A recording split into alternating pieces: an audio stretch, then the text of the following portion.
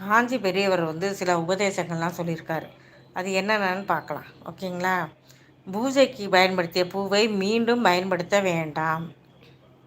பெண் தெய்வத்திற்கு கருப்பு நிற ஆடையை சாத்தக்கூடாது. சாப்பிடும்போது காலணி அணியாதீர்கள்.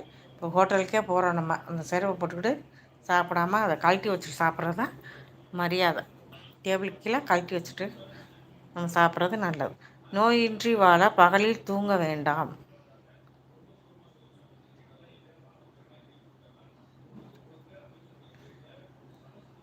உடல் நலம் பெறதுக்கு ஒரு ஸ்லோகம் ஒன்று சொல்லியிருக்காரு. நான் அதை போடுறேன். நான்